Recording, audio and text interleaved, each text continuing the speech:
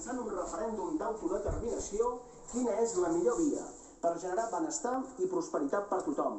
Els altres dos objectius de Pere Aragonès, un pla per atendre, diu, les urgències socials amb el compromís de mobilitzar 700 milions d'euros i tercer, impulsar la reactivació econòmica.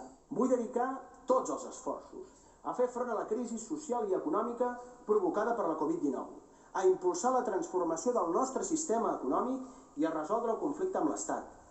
És urgent la posada en marxa d'un nou govern. És urgent tenir govern, assegura, però ara per ara Aragonès només té el suport de la CUP Guanyem, a qui ha volgut fer aquest agraïment. Benvolguda Dolors, deixa'm donar-te les gràcies públicament, perquè sense la implicació del país estic convençut que no seria possible iniciar el canvi que el país necessita. Aragonès ha demanat el suport d'altres forces, no només de Junts per Catalunya.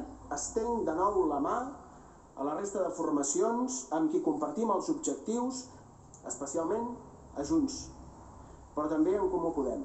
Un discurs de més d'hora i mitja que han aplaudit drets als diputats del seu grup, Esquerra, però amb els diputats de Junts per Catalunya, el grup amb qui hauria de formar govern, asseguts i sense picar de mans. De la distracción. O sea, es un cálculo complejo. Abracadabra. Y la...